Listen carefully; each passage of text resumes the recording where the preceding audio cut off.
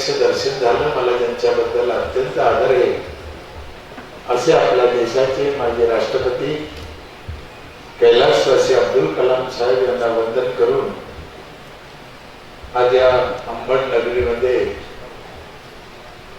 यशवंत व्याख्यान मातेच्या 10व्या वर्षाच्या दशकपूर्तीच्या निमित्ताने आम्हालाही बोलवलं,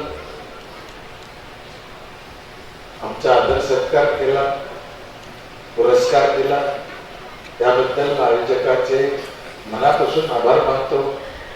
त्या निमित्तानं तुमच्या सगळ्यांच्या दर्शनाची मला संधी प्राप्त झाली. मी स्वतःला भाग्यवान समजतो.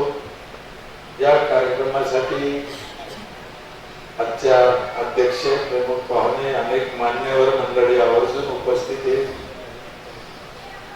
आजचा 4था दिवस आहे. पहिल्या दिवशी जगताप साहेब होते, दुसऱ्या दिवशी प्राध्यापक बावळ सर, काल वारे सर. खरं म्हणजे हिला 4 दिवसाची व्याख्यान मला म्हणता येत नाही, 3च दिवसाची. पण आजच्याला काही व्याख्यान म्हणता येत नाही. मला पुरस्कार देण्यासाठी बोलवलं त्यांनी. मला सांगितलं होतं की तुम्हाला आम्हाला पुरस्कार द्यायचा म्हणून.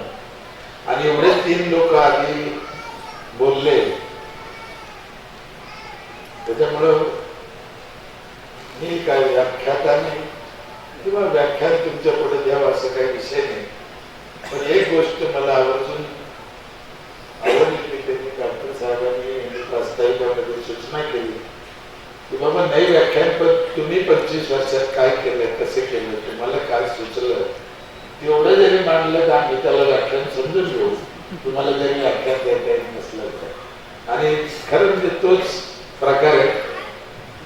मी काही व्याख्याता नाही किंवा ह्या लोकांच्या लाईनीत बसावं असा आपला विषय नाही. त्यासाठी काही लोकांनी माझं नाव ऐकलं असेल, काही नसेल ऐकलं. ओळख म्हणून माझी थोडक्यात एकदा परिचय सांगतो. भास्कर पेरे माझं नाव आहे. 7वी शिकलेला माणूस आहे जिल्हा परिषदच्या शाळेत. तिकडे काही नापास करीत नाही म्हणून 7वी झालेली आहे.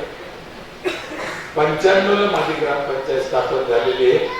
आधी ग्रामपंचायत नव्हती, आम्हाला 4 गावाला ग्रामपंचायत होती, वेगळी वेगळी, पंढरपूर, वळदगाव, अनेक गाव. 95ला स्वातंत्र्य झाल्यापासून मी तिथे काम करतो. कधी सरपंच, कधी सदस्य, कधी उपसरपंच, आता पुन्हा सरपंच. 5 पंचवार्षिक झालाय. खरं म्हणजे माझं काही राजकीय पिंड नाही. माझ्या घराच्या अगोदर कोणी ग्रामपंचायत सदस्य पण नव्हतं. माझा बी तो विषय नाही. काम धंदा करायचो मी. 80 ते 87 बजाज कंपनीत नर्सरीत कामाला होतो कंत्राटदाराकडे. आणि 87 ते 94 हॉटेलमध्ये कामाला होतो औरंगाबाद बस स्टँडवर, हॉटेल मंदिरीवर. गावात आमच्या एक उघडा मारुतीचं मंदिर होतं लहानसं. जुन्या लोकांनी एक वाटा करून तिथे मारुती ठेवलेलं होतं. मी दर्शनाला जायचो. ते मंदिर काय माहिती मला आवाज देत होतो ते काय करून ते मारुती ऐकून. आणि मला वाटलं की मंदिर बांधावं. बांधावं लोक मला काही गोष्टी, माझा स्वभाव थोडा वेगळा असल्यामुळे मी काही गावात कोणाला म्हणलं नाही, वर्गणी केली नाही, पापलेट छापलं नाही. काम चालू केलं एक जणाला घेऊन. आणि 1-1.5 वर्षात ते काम पूर्णही झालं बगर वर्गणी करताना गावात. जे काही 2-250 वर्षापासून गाव असलेलं असं 2-4 मंदिर नव्हतं. पहिल्या वेळेस मंदिर झालं, सुंदर झालं. मग त्याचं प्राण प्रतिष्ठा झाली. 7 दिवस सप्ताह झाला, सगळं व्यवस्थित झालं. मग ते पुढे तो मंदिर बांधताना थोडा वाद झाला होता. वाद होतच असतो गावात. त्यात जुनी मूर्ती होती तिथं, ती मूर्ती फुटली होती, तुटली होती. मग काही तज्ञ लोक म्हणे बाबा ही मूर्ती ठेवून उपयोग नाही, एवढं चांगलं केलं तर नवीन मूर्ती पाहिजे. वाद व्हायला लागलं. त्या काळात मी गोटराम बाबाकडून ती माहिती करून घेतली, कारण गोटराम बाबा हनुमंताचे भक्त. पण ते म्हणे ही मूर्ती बदलाच लागते. मग आम्ही दुसरी मूर्ती आणली. आणि काही लोकांनी त्याला अडवलं, नाही पहिली हलवायची नाही, जाऊ द्या म्हणलं. बघा त्यांचे मन समाधान, आपले मन समाधान. पहिली खुली दुसरी बसली. 94ला ते मंदिर बांधलं आणि योगायोगाने 95ला ग्रामपंचायत विभक्त झालं. आमची निवडणूक आल्यामुळे गावातल्या काही खटपटी लोकांना असं वाटलं, हे बरं खटपट करत झालं काहीतरी, मंदिर बांधलं नाही, याला तिथे ढकलून, म्हणून मला बळजबरी त्याच्यात गुंतवून दिलं उभं करून. काय त्यांचे उपकार आहे, त्यांना काहीतरी वाटलं कुठेतरी, काही सोबती सवरली, जे मला त्याच्यात गुंतून दिलं. माझा एक स्वभाव आहे, कोणतंही काम करायचं तर मनापासून करायचं, बस एवढंच भांडवल आहे माझ्याकडे, दुसरं काही भांडवल नाही. 25 वर्ष झाली की ते काम करतो. 5 वेळेस लोकांनी निवडून दिलं, कधी सदस्य, कधी सरपंच, कधी उपसरपंच, आता सरपंच. पण आता खरं ठरलो, पुन्हा आता इच्छा नाही त्या ग्रामपंचायत मध्ये काय करायची, करायसारखे काही राहिले नाही. तसे करत राहिले तर कधी संपणार नाही. 64 मध्ये चालू झालं, कालच्या 21 तारखेला. लोकांचे उपकार आहे, त्यांनी 5 वेळेस संधी दिली. देवाचे उपकार आहे, त्यांनी मला इतके दिवस जगवलं.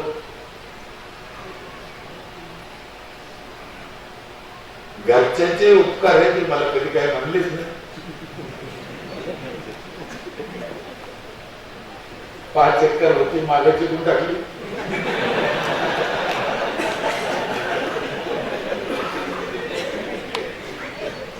देवाचे आणखीन एक उपकार आहे, मला मुलगा नाही, शेती नाही, दुकान नाही, गाय नाही, बकरी नाही. आपण म्हणतो याला कोणाचा तरी हात लागतो, कोणाचं तरी हे लागतं, ते खरं आहे. ते मला देवाने मनापासून जे द्यायला पाहिजे ते दिलं, जे नाही द्यायला पाहिजे ते नाही दिलं. देवाचे अजून एक उपकार आहे, मला 5 मुली आहेत. 5ही मुलीचे लग्न झाले, त्याचे त्याचे घरी आहेत, दोघंच हे घरात असतात. काय डोक्याला ताण नाही, 8-8 दिवस घरी जात नाही. बायको रात्री एकदा फोन करून चौकशी करून घेतली, सकाळी एकदा फोन करते, गोळ्या औषध घेतलं का, चहा झाले का. आपण हाव म्हणला की कपाळाला खापका मारून घेतली, काय वापरलं.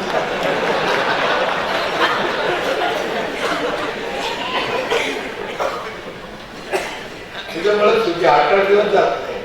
मी आता किती बीडला होतो, परभणी, वसमत, भिगवली, काल बुलढाणा, आज इतर, उद्या वर्ध्याला, चालूच राहतो. महिना 15-15 दिवस तारखा खूप फिरत राहायचं.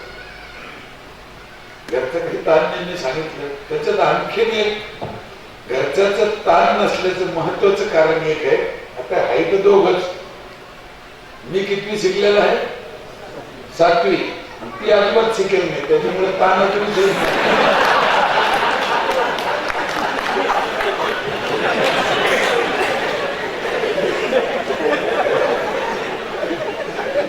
लई हसले. त्याच्यावर मला तुमचं दुःख कळलं.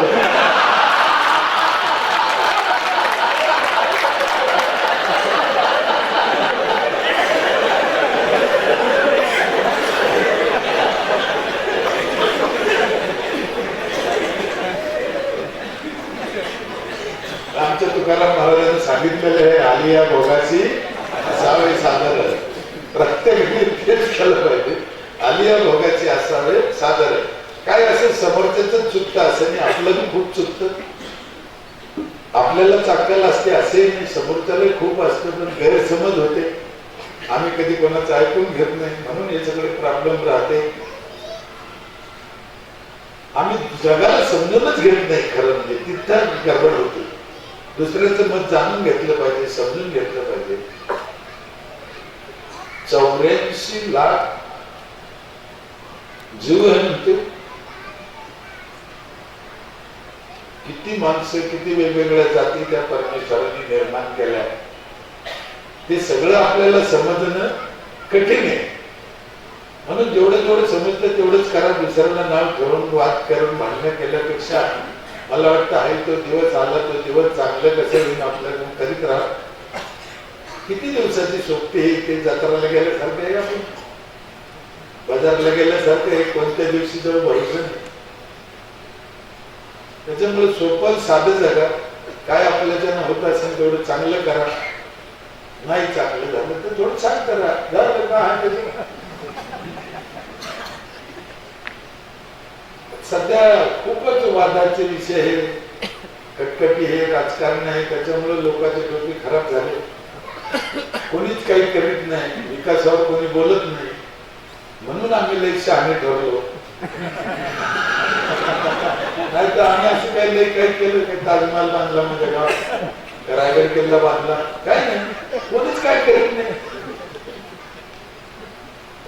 वासरातलं बिडीगायचं आणि म्हणते तशी गोष्ट आमची. म्हणून आम्ही आज एका सरपंचाचा सत्कार केला घेतला. मी म्हणलं बाबा तुमच्यात ते चांगले सरपंच असतील, पुढे येत असेल एक सत्कार करू आणि पुढच्या वर्षी त्याला बोलायला लावू. बाहेरचा व्याख्याता आणायचंच नाही, यांनी काय 12 महिन्यात केलं हे त्याला बोलायला लावा.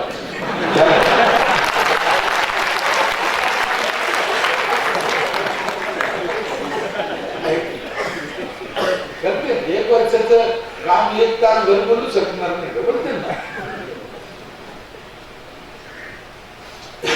तुमच्या गावासारखंच आमचं गाव, सगळे गाव तसेच.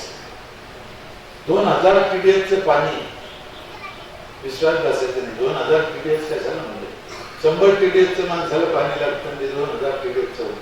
रोज 10-15 महिला आजारी, गावात कपटा घाण. मंदिराच्या तशीच संडासला बसायचे. मंदिराच्या 50 फूट अंतरावर एका लाईनीत 5-5 बोकडे कापायचे. दारूच्या भट्ट्या रस्त्यावर, शेती कोरड होऊन. फारच विचित्र होत. वाद भानगडी, काही काही हातात तलवारी घेऊन करायचे. असतो एक काळ, आणि अशा परिस्थितीत ते गावचं नेतृत्व भूमिका आपल्याकडे आली. मी एक एक गोष्ट करत गेलो. सगळ्यात आधी मी शेतीवर काम केलं,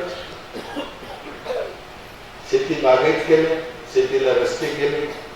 1 डीपी होती, सबस्टेशन केलं, 40 डीप्या बसवल्या, लोकांना लोन करून दिलं, पाईपलाईन साठी औरंगाबादच्या सांडपाणी कामात घेतलं. आज 3000 एकर जमीन बागायती, 100% ऊस. त्याच्यामुळे लोकांची आर्थिक घडी बसली.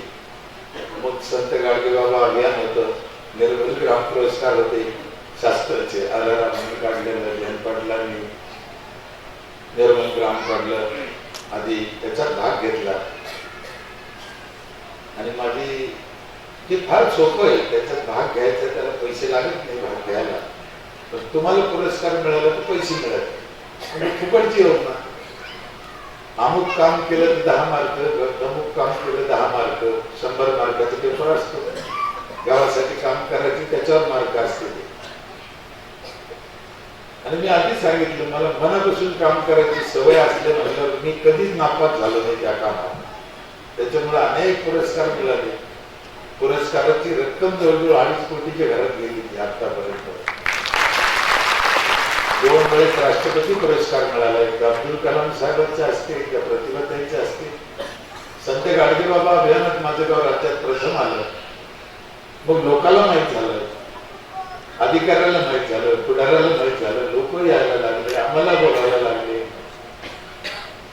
जिल्हा परिषदच्या लोकांना वाटायला लागले, याने चांगलं केलं, याला शेजारीच्या गावात न्यावं, म्हणून 10-15 मिनिटं बोलायला लावायची, तर तुम्ही गाव चांगलं करा.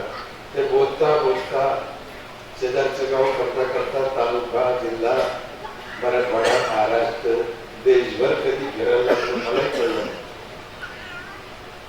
म्हणून मी पहिले सांगितलं, लोक व्याख्यानाला या म्हणते ना, तेव्हा मी घरात असलो की एकटाच हसत हो.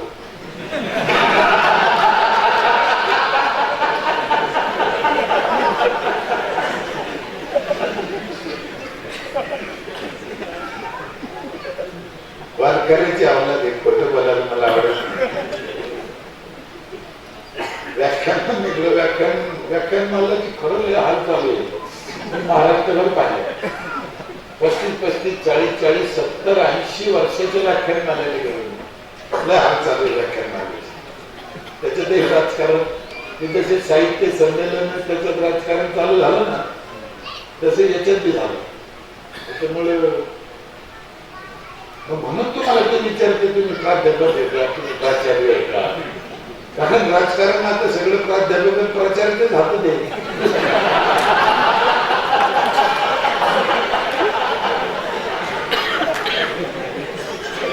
आपल्या ग्रंथ सोडून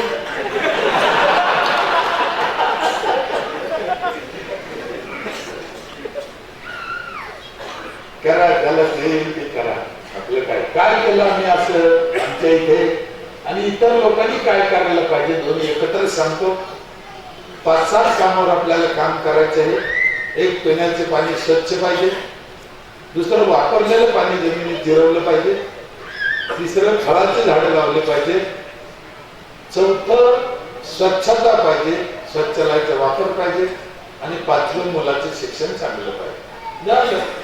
एवढं काम जर ग्रामपंचायतीने केलं तर माझा ठाम विश्वास आहे की आमचा देश महासत्ता होऊ शकतो. एवढं कामात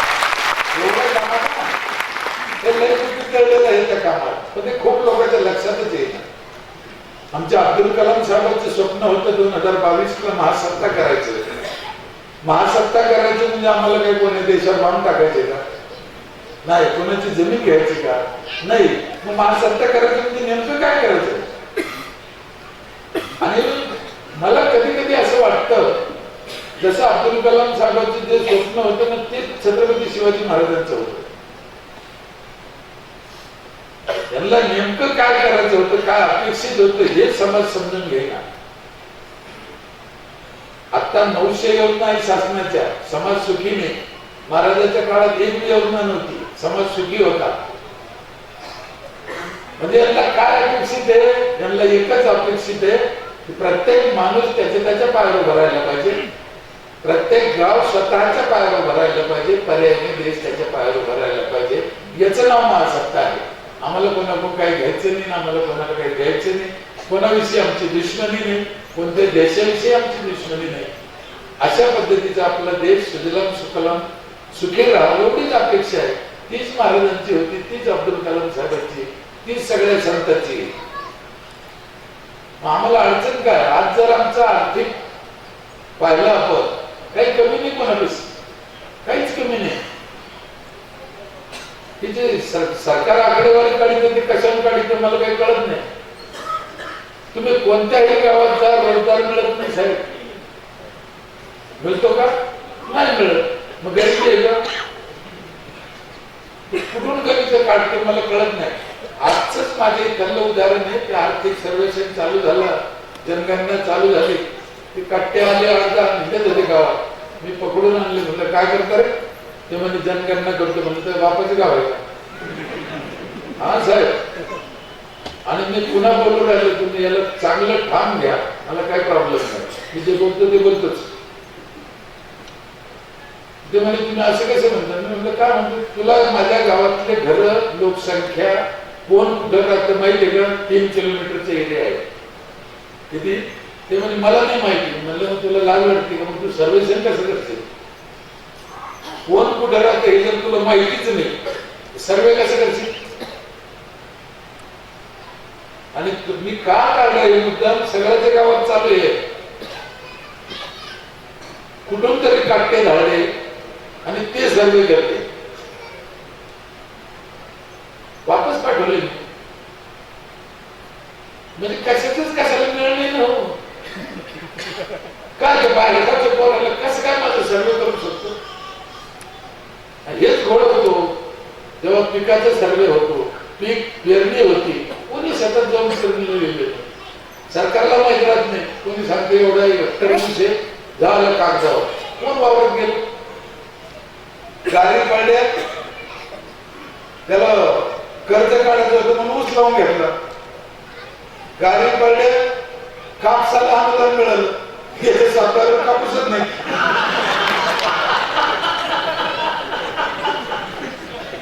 म्हणजे काही गरज नाही ना. हो काही. आणि मला हे पद्धत आवडत नाही. मी मध्येच सांगितलं माझं काम छोटं असत पण नीट पाहिजे माणसाला. प्रत्येकाने आपलं आपलं काम नीट केलं, आपला संसार नीट केला, आपलं गाव नीट केलं, संपलं. त्याच नाव माझं पास होता है. सोपं, पैसा लागत नाही आम्हाला, पैशाची गरज नाही, पैसा हे दुय्यम आहे, पैशाची गरज नाही. चांगलं झालं काय करायचं हो पैसा? काही नाही. कुठं ऋषी मुनीजवळ पैसा होता पहिले? राजवाड्यात जायचं ते कोण कोणाचे पाय पडायचं? राजा ऋषीचे पाय पडायचं. म्हणजे पैशाला दुय्यम, पैसा नसून असं नाही. म्हणून त्या अभियानामुळे आमचं चांगलं झालं. तेच 5 कामं आमच्या गावात केले आम्ही. 4 प्रकारचं पाणी मध्ये येते. साधं पाणी वेगळं, जायकडून आणलेलं पाणी वेगळं, 24 तास येते. मीटर आहे त्याला, 3ऱ्या मजल्यावर पाणी जातं बगैर मोटरचं. 15 वर्ष झाले 1 मिनिट नळ बंद नाही. 1 मिनिट आरोचं 20 लिटर पाणी देते एका घराला.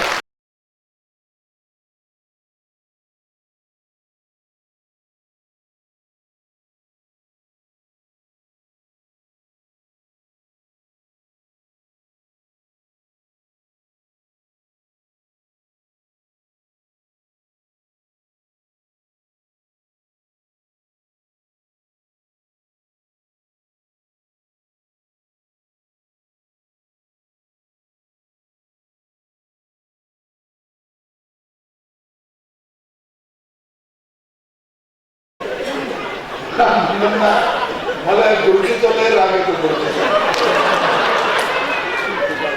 गुरुजी म्हणजे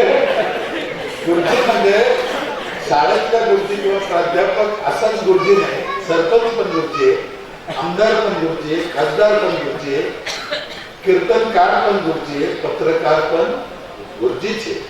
जे समाजाला शिकवते जे लोक ते सगळे गुरुजी. आणि हे सगळ्यांना लाज टाकली. समाज बिघडला म्हणते. समाज नाही बिघडला. समाज जर बिघडला तर तुम्हाला परत होईल थोडी होईल. समाज तुम्ही जर लवकर नाही सुधारला ना, हे सगळे गुरुजी, समाज बिघडा. समाजाने अजून शांत आहे. समाजाचा अंत पाहू नका. आणि सर्रास खोटं बोलते, सर्रास समाजाला दिशाभूल करते. ज्या रस्त्याने जायला पाहिजे त्या रस्त्याने जाऊन देत नाही मुद्दाम.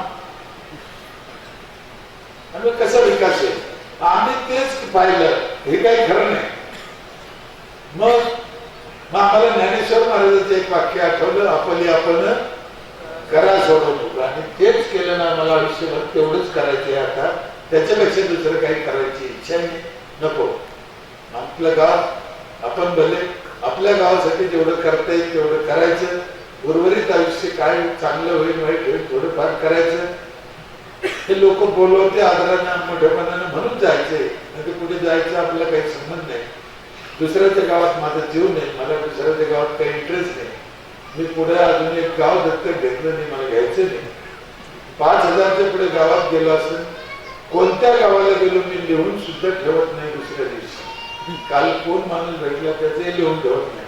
काही लोकांना राग येतो, अरे आम्ही तुम्हाला भेटला असं काय करतो बरं. मला कोणापुढे पुस्तक न्यायचं नाही, मला यादी द्यायची नाही, मला काही पुरस्कार घ्यायचा नाही, मला त्याच्यातून काही संसार करायचा नाही. मी कशाला जाणते? काही गरज नाही ना. मला इतके जण म्हणले तुम्ही ते फाईल करा, तिथे गेले त्यांच्याकडून प्रमाणपत्र घ्या. कशाला? मला कोणाला दाखवायचं दाखवायचं नाही. कोणाला दाखवायचं कोणी दिसतही नाही मला. आणि ज्याला दाखवायचंच असेल तर तो काय अंधारा आहे का? त्याच्यामुळे गरज नाही त्या गोष्टी. 4 प्रकारचं पाणी म्हणलं मी. त्याच्यामुळे महिलेला एवढं सुख झालं. सरांनी सांगितलं तसं महिलाच्या बाबतीत काळजी घेतली. आणि मी 2 गोष्टी माझ्या कबूल करतो. मी जेवढा वरून काळा आहे त्याचे 10 पट असत काळा असलं पाहिजे माणूस. स्वार्थी मी जितकी काळजी माझ्या गावच्या महिलांची घेतो, जेवढी घेता येईल तेवढी घेतो. त्याचे कारण मी महत्वाचं आहे. मला माझ्या गावातले पुरुष फक्त 30% मतदान करते. किती? 30. आणि मतदान होतं मला 110%. म्हणजे महिला किती करते? 80%. किती? 80%. पुरुष किती करते? 30%. 5 वर्षात अजूनही आमच्या गावाला कळा नाही निवडून कसं येते. आता काही काहीचं तर म्हणणं असं आहे, तू मेल्याशी आम्ही सरपंच व्हायचो नाही.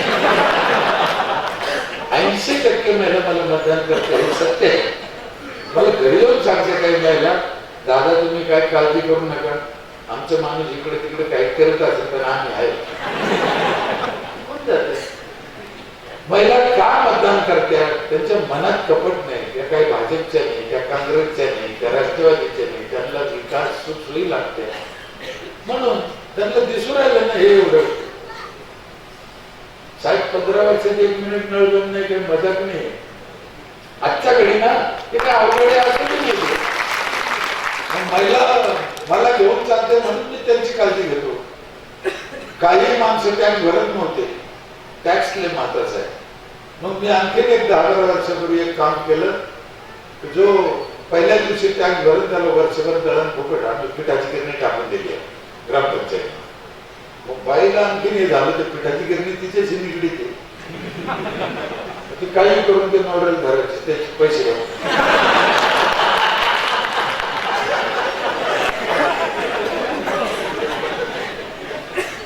आपली वसुली व्हायला लागली ना.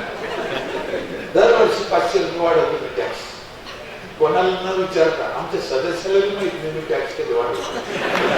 दरवर्षी 500 रुपये वाढवतो. लोकांच्या ध्यानात नाही आलं तरी 500 रुपये कधी वाढले. 500 रुपये टॅक्स होतं फक्त पहिले. 1000 झाला, 1500, 2000, 2500, 3, मागच्या वर्षी 3,500, या वर्षी 4000 केला. 1 एप्रिलपासून पुढे भरायला लागले लोक पैसे. पुढच्या वर्षीचे पैसे भरू राहिले लोक. 10-11 लोकांना भरला 2021चा 4000 रुपये. 700 घरे, 28 लाख रुपये जमा होईल माझ्या घरात. आणि माझा अंदाज 26 लाख माझ्या वर्षाचा खर्च राहील. 2 लाख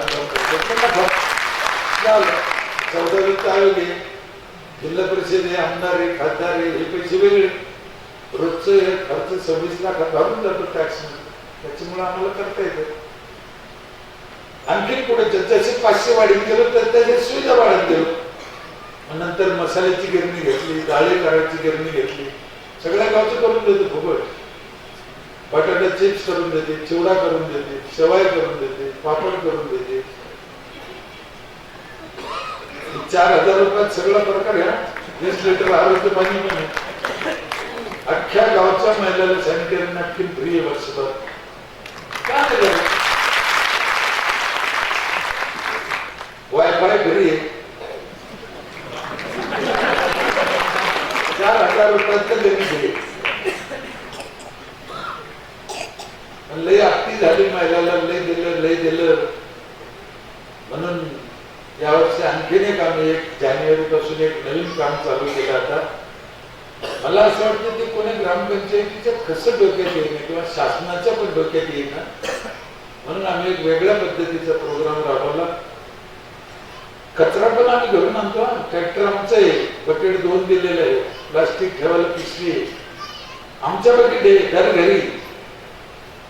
आणि रोज सकाळी आमची माणसं जाऊन उचलून आणते. आमच्या माणसानं तिच्या घरून जाऊन कचरा उचलून आणल्यावर ती गल्लीत फेकीन का? मी गावोगाव जातो, घाण दिसली की सरपंचाला विचारतो, अरे लय घाण आहे बाबा गावात, खाऊन रे. तो म्हणतो आमच्या गावच्या बायला मूर्ख कुठं टाकतो. त्या कुडाने टाकते का भाजी टाकून गाडी दुसऱ्याचं काम कोणाचं आहे? कचरा पण आम्हीच उचलतो. आता जे आम्ही नवीन चालू केलं, एक ट्रॅक्टर घेतला दुसरा मोठा 16 लाखाला, अर्ध्या पैशात शेती करून राहिली गाव करायची. म्हणजे 1200 रुपयाला जर नांगर असेल बाहेर नांगरटीचा भाव, तर आम्ही 600 रुपयात नांगरतो. ते सरी पाडणं असो, रोटा असो, सरी फोडणं असो, अर्ध्या पैशात. त्याने अर्धे पैसे भरायचे, ट्रॅक्टर घेऊन जायचे, ड्रायव्हर आमचा, डिझेल आमचं, अर्धे पैसे नगदी भरायचे, संपलं. मला असं वाटतं नगदी स्वरूपात शेतकऱ्याला अजून सवलत किंवा सबसिडी कुठेच आणि कशाच्याच रूपाने कोणा दिलेली मला दिसत नाही. गाडी पडल्यावर नेत असते, पण आधी तर सुरुवातीला दिलं पुढे मी ऐकलं अजून नाही. आपला हेतू तोच आहे, तो सुरुवातीपासून जर उभा राहिला, सुरुवातीपासून त्याला 2 पैशाचा फायदा झाला, चांगलं होईल ना. त्याला लोन काढावं लागतं, कर्ज काढावं लागतं. मग या रूपाने जर त्याचं कर्ज काढायचं वाचलं, त्याचे दारी जायचं वाचलं, तर त्याला फायदा होऊ शकतो. प्रश्न माझ्या गावचा नाही, एक प्रथा पडायचा आहे. माझ्या गावच्या शेतकऱ्यांना त्याची किती गरज आहे ते महत्वाचं नाही, पण असं होऊ शकतं बुवा, अनेक ग्रामपंचायती करू शकतो बुवा, करायचं. आणि अवघड काही नाही, कसं घेतलं ते मी सांगून टाकतो. मी पहिले सांगितलं मी एक कपटी आहे, वर्षापेक्षा 10 फूट आतून ट्रॅक्टर घेतलं 16 लाख, 15-16 लाख, 10 लाख लोन घेतलं जिल्हा परिषद. किती? 10 लाख. वर्षाला 1 लाखाचा हप्ता आहे त्याचा. लय अवघड आहे की 1 लाख फेडणं. 28 लाख तर जमा होती माझ्या पहिल्या दिवशी. बोललं पाहिजे. सर बोललो होतं, तुम्हाला एक प्रश्न विचारला होता दवाखान्याचा, ते तुम्ही कोणीच बोलले नाही. बोललं पाहिजे, बोललं तर मजा येते.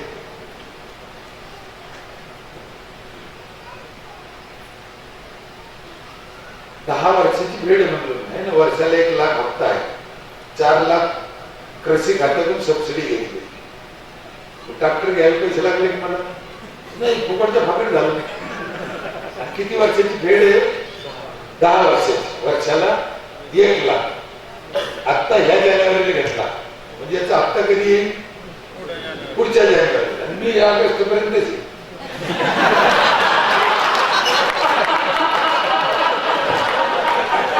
मला एक हप्ता फेडायचा.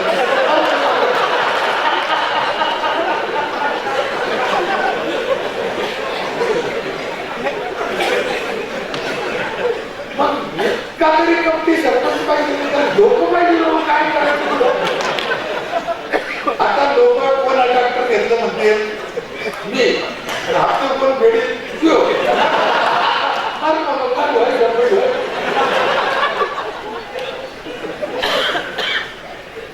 आजारी गमतीचा भाग आहे, पण तो विषय शेतकऱ्यांच्या फायद्यासाठी आपण घेतलेला आहे, आपण याच्यासाठी घेतला असं नाही. अशा पद्धतीचा हा प्रवास आहे.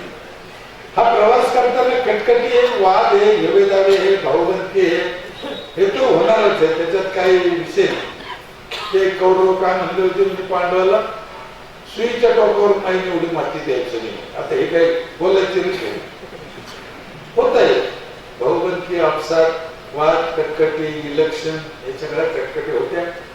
पण त्यातल्या त्यात माझ्या गावाने कदाचित निवडणुकीत तरी थोडंफार झालं असेल, पण निवडणूक झाल्यावर मला कधी अडवलं नाही काम करताना. हे त्यांचे महत्वाचे उपकार. कधीच काय झालं हे का घेतलं, इकडे का पैसे खर्चले, केवढ्याला आणलं, हे मला गावातल्या माणसाने कधी अडवलं नाही. गावातल्या तर जाऊन त्या सदस्याने मला कधी विचारलं नाही. त्याच्यामुळे मला थोडंफार करायला सोपं गेलं. आणि सदस्य घेतानाही मी तसेच घेतले,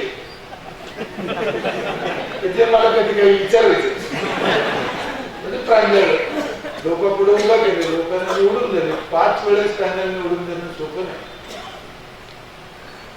म्हणून माझी जे आपण 5 गोष्टीवर बोललो तेच काम करायचं आहे. हा माझा सोपा साधा प्रवास असल्यामुळं अजून एक महत्वाची गोष्ट, मला कोणत्या जातीविषयी राग नाही, कोणत्या पंथाविषयी राग नाही. मला जिथे जिथे बोलवतो मी तिथे जातो. सगळ्या पंथात, सगळ्या जाती, दलित समाजाचा कार्यक्रम असो, ब्राह्मणाचा असो, मुस्लिमांचा असो, श्री रविशंकर असो, RSS असो, काँग्रेस असो, राष्ट्रवादी असो, भाजप असो, सगळे दोस्त आहेत.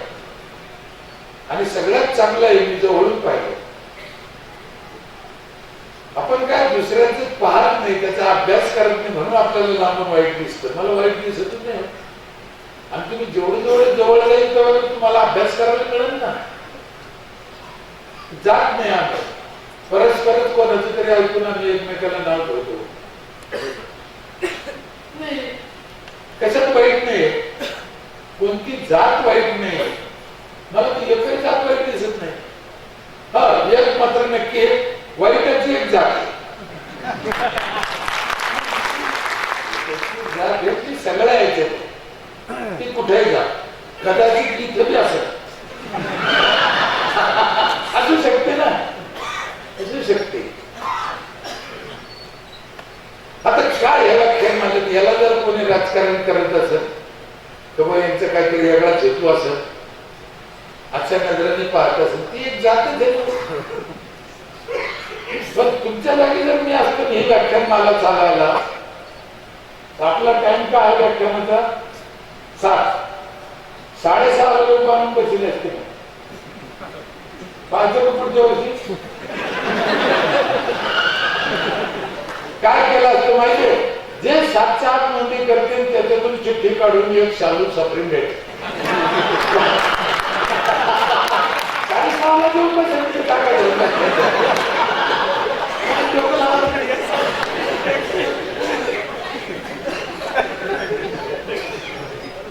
4 वाजता भाषण करून लगेच येऊन बसायची ऐकायला, व्याख्यान ऐकू का नको? 7 लोक तर बसतील. हे काय आहे, मानवाचा स्वभावच आहे आणि ते आम्ही गावात जास्त हेरलं. पहिले सांगतात कपटपणा, अर्थात तो कपटपणा करताना तुमची भूमिका आईची पाहिजे, हे सत्य आहे. सगळ्यात जास्त कपटी माणसं मला आतापर्यंत 2च दिसले आपल्या देशात, की असं ना. मग तुम्हाला त्याचा काय अर्थ घ्यायचं ते घ्या. एक श्रीकृष्ण भगवान, दुसरे छत्रपती शिवाजी महाराज. हे 100% कपटी होते, पण आईच्या भूमिकेत होते. समाजाचं कल्याण करायसाठी हे जन्माला आले होते. कपटपणा नसते केलं तर सक्सेस झाले असते की नाही? शिवाजी महाराज कपटी नसते तर आग्र्यातून सुटलेच नसते. सुटले असते नसते, सुटले ना. पण त्यांचा कपटपणा काही मिळवायसाठी नव्हता, समाजाचं कल्याण होण्यासाठी होता. श्रीकृष्णाला नाही का किती काळा कपटी म्हणते ते त्याचं कारणच ते. साम दाम दंड वेद सगळ्या गोष्टीचा यांनी वापर केला, पण लोकांसाठी केला. तेच करतोय आम्ही. गाव हवेलदारी मुक्त करताना माणसाला दंड धरून उठिलं नवल नाही, मी बाईला दंड धरून उठिलं, मारलं काय? हे चांगलं लक्षण आहे का? नाही. पण त्या दिवशी ते करावंच लागतं, त्याला इलाज नाही. आमची एक बाई पाटलाची एवढी कडक होती, मी 3 महिन्यात केलं होतं माझे गाव हवेलदारी मुक्त. 3च महिन्यात तारीख दिली होती, पापलेट छापलं होतं. पापलेटवर एकच ओळ मुख्य होती, डिसेंबर 10, त्याच्यानंतर तुम्ही तुमचं पाप. लोक जसं डिसेंबर यायला कापत होते. रात्री 2ला 3ला मी संकल्प दुकान चालू, कोणी चौकटावर काय शपथ माही शपथ. तुम्ही माझ्या गावात 3 महिन्याचा जर किस्सा पाहिला ना, अजून लोकांना जर विचारलं ना, वेळ झालं पक्के पाल. आणि माझ्याजवळ टोटल लोकांची यादी होती वैधलेली. म्हणजे हे कुटुंब त्याच्या घरातले हे माणसं, हे कुटुंब त्याच्या घरातले हे माणसं. नुसतं त्या कुटुंबानं संघात बांधला का एवढं मी थांबत नव्हतो. त्या कुटुंबातले ते सगळे वापरते काय तेव्हा टीक मारित होतो मी, त्याला नाही टीक मारित नव्हतो. एक माणूस मध्ये घातला तेव्हा सांगतो. बाईला कडक होती ती बाई, वयस्कर बाई होती, किल्लर कडक होती पाटला. म्हणजे ती कोणाला समोर मारामारी करेन अशी बाई होती. ती एक दिवस सकाळी निघाली संघातला, मी तिच्या मागेच गेलो. आता लोकांनी पाहिलं तर ती पुढं ह्यो माग, दोघं सारखे. म्हणजे आज पुरा निकालच या गोष्टीचा. काय 200-250 लोक आम्हाला पाहायला. ही सत्य घटना आहे. मी जेवढं मी तुमच्या पुढे बोलत, कशाची शपथ खाऊन सांगतो, एक शब्द खोटं बोलत नाही. काय घेणे कशासाठी बोलत. पण माझ्या जेवढे मी तिला बोललो नाही, मला तिला काही म्हणावं नाही लागलं, मला काही करावं नाही लागलं. त्याच कारण तुमच्या लक्षात आलं. 250 लोक आम्हाला पाहायला आल्यावर ती बसून गेली.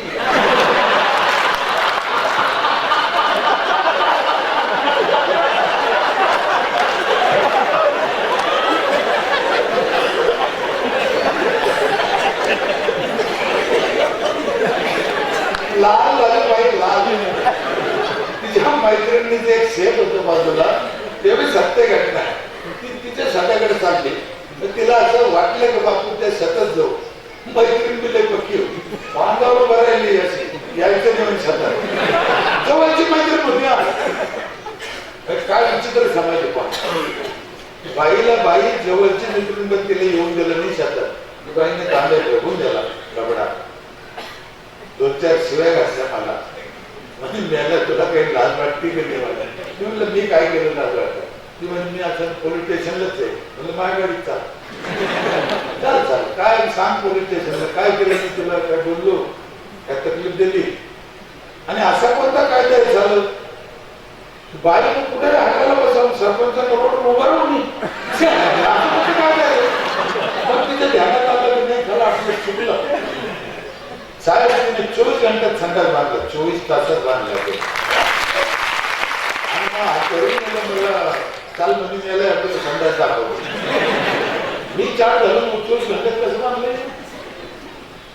पण खरंच पाहिला मी तिथे पाय पडलो तिच्या. म्हटलं बाई हे तो आधी केलं असतं तू इज्जत गेली नसती, नाही इज्जत नसती गेली.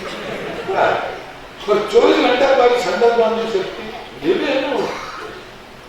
आणि माझ्या गावच्या लोकांनी 5-5 हजार रुपये, आपली जालना ग्रामीण बँक होती पहिले, तिचं कर्ज औरंगाबाद जालना ग्रामीण बँक, आता ती महाराष्ट्र बँक झाली ना, तिचे 5-5 हजार रुपये माझ्या गावच्या अख्ख्या गावच्या लोकांनी कर्ज काढून माझं गाव औरंगाबाद मुक्त झालेलं आहे 15 वर्षापूर्वी. सरकारचे पैसे नाही. 5,000 रुपये बँकेचं कर्ज काढून संडास बांधणारे गाव आणि 12,000 घेऊन बाहेर जाणारे गाव. किती फरक आहे. मी काही महिला तर अशा होत्या आमच्या, शेवंतबाई गायकवाड, मालनबाई कारले, ममताबाई मुछक, शेख जमिलाबाई, यांना नवरा नव्हता, मुलगा नव्हता, शेती नव्हती, मंजुरी करत होत्या. यांनी 5-5 हजार कर्ज काढून संडास बांधले. मी अशा महिलांना इथून दंडवत करतो. त्याच्यामुळे आमचं चांगलं. शेवंतबाई गायकवाड एक अशी बाई होती दलित समाजाची, तिला घर बी नव्हतं, झोपडं होतं, अक्षरशः झोपडं. आणि त्या झोपड्या शेजारी तिनं कर्ज काढून संडास बांधले. आम्हाला काटायला 15 वर्षापूर्वी गाव हगंदारी मुक्त झालं. आम्हाला चांगल्या माणसाच्या हाताने बोर्ड लावा, चांगल्या म्हणजे बोर्ड लावा गावात हगंदारी मुक्त झाल्याचा, त्याला 5 मार्क पडत होते. पण ते बोर्ड लावायचं तर मला चांगला माणूस पाहिजे म्हणून मी धुरडत होतो. त्यावेळेस आयुक्त भोगे साहेबांच्या हाताने मी ते बोर्ड लावला होता. एक महिला भोगे साहेबांकडे गेलो, म्हणलं असं असं काम आहे साहेब, तुमच्या हाताने बोर्ड लावा. भोगे साहेब म्हणजे घरी गेलो. ठीक आहे. ते म्हणजे मग सुट्टीच्या दिवशी करू. म्हणजे सुट्टीच्या दिवशी ते साहेब लई नियमाचे, म्हणजे सरकारी टाइम वाया नाही घालायचं ना. 1 महिन्याला केलं त्यांनी सुट्टीच्या दिवशी. भोगे साहेब गावात फिरत असताना दलित वस्तीतून चालले होते. सगळं पाहत तिच्या झोपड्यापासून पुढे गेले. बाई पळत मारून हात धरला भोगे साहेबाचा.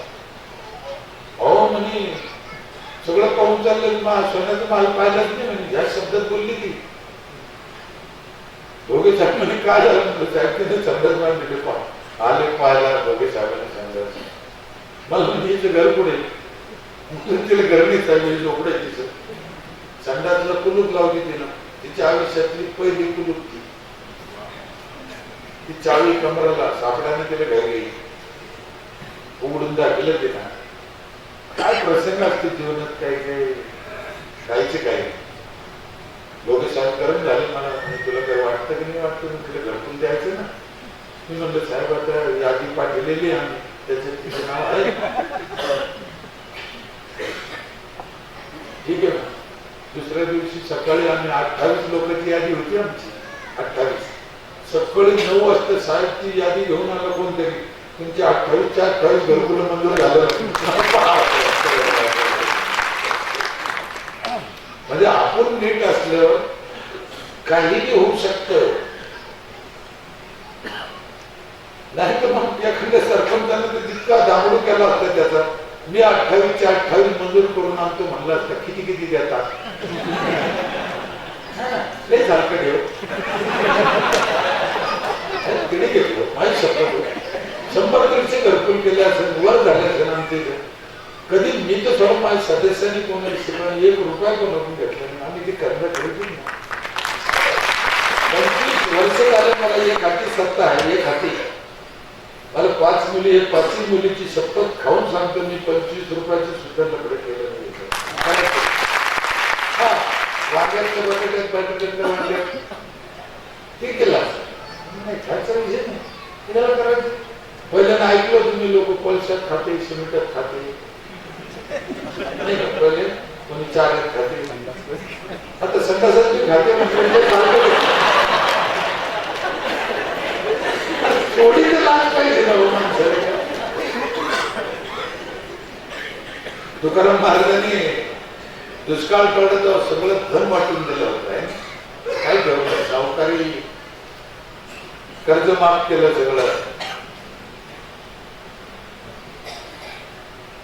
महाराजाला माहित झालं, महाराजांनी नजरानं भेट दिला त्यांना. सत्य घटना आहे. ते पाठवून दिलं किंवा त्यांनी वाटून दिलं ते द्या तुम्ही त्याला घेऊन द्या.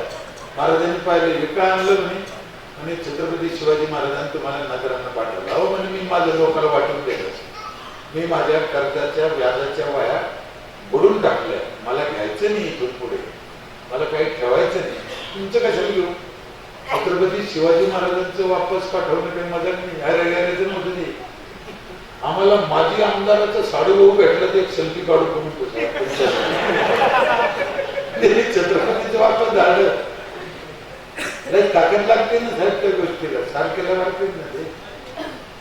तिथे महाराजांनी एक अभंग लिहिला, सोने नाणे आम्हा 100%. हा अभंग आम्ही रात्री मंदिरात म्हणतो, तरी सकाळी मतदानाचे आधार घेतो म्हणतो. लय ठिकाणा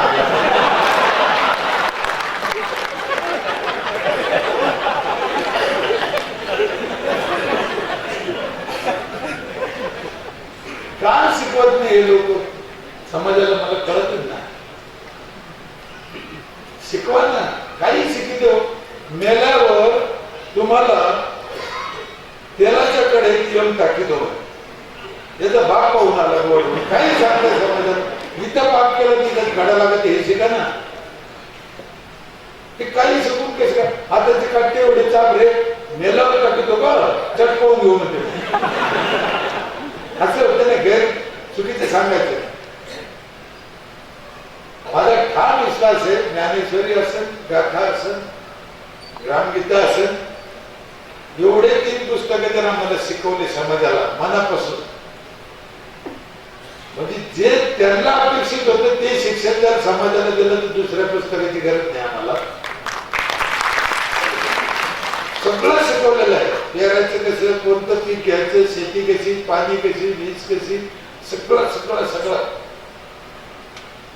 पाणी जिरवायचं कसं, पाऊस पडायचं कसं, हर गोष्ट, खायचं कसं, राहायचं कसं, सगळं काहीच काही कल्पनेच्या पलीकडे शिकवलेलं आहे.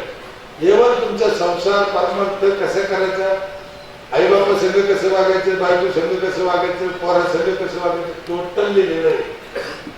ज्ञानेश्वरी 2 वीज कशी तयार होती हे सांगितलेलं आहे. ही वीज कशापासून तयार होती, हिचा शोध लावून 200 वर्ष झाले.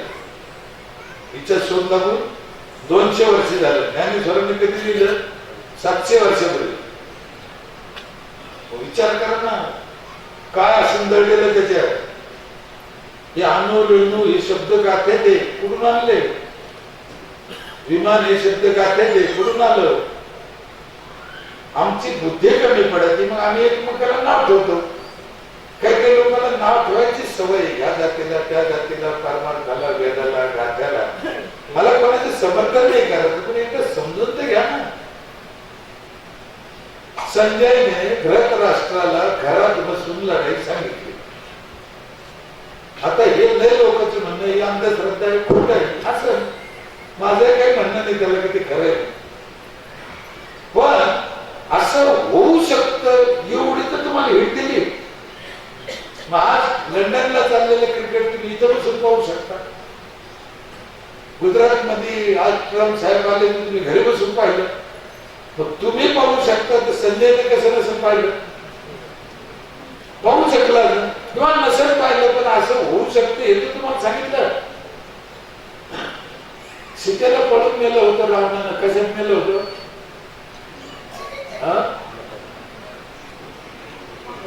विमानात. म्हणजे विमान हा शब्द कुठून आला? तर तुम्ही त्याला नाव कसं ठेवायचं? मी त्यावेळेस असं हे म्हणत नाही, नीट समजून घ्या. पण तुम्ही असं करू शकता हे आम्हाला ज्ञान तर दिलं नाही ना.